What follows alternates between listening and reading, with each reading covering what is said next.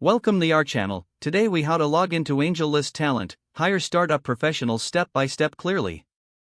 To begin, open your preferred web browser. In the address bar, type in www.angel.co and press enter.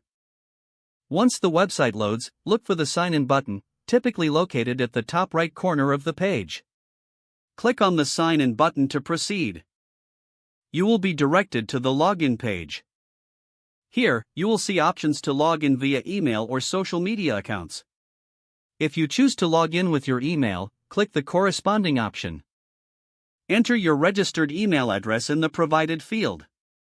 Next, enter your password in the password field. Make sure to double-check for any typing errors.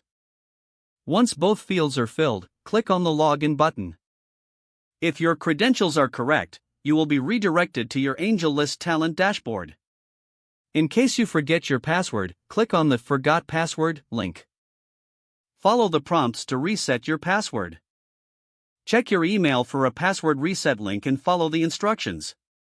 After resetting your password, return to the login page. Enter your email and the new password. Click Login once more. Now you should be successfully logged into AngelList Talent. From here, you can start exploring talent or posting job listings. If the page does not load, refresh the browser or try again in a private or incognito window.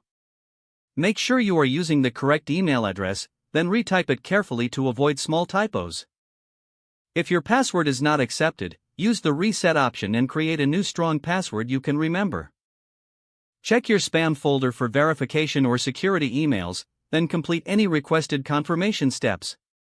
Enable two-factor authentication if available to improve account security and reduce unauthorized access risk. After signing in, review your profile details so your contact information and settings are accurate and current. If you see an error message, note it down and try again after restarting your device and internet connection. Log out when you finish, especially on shared devices, to keep your account and payment information secure. Don't forget to like this video and subscribe to our channel for more step-by-step tech guides.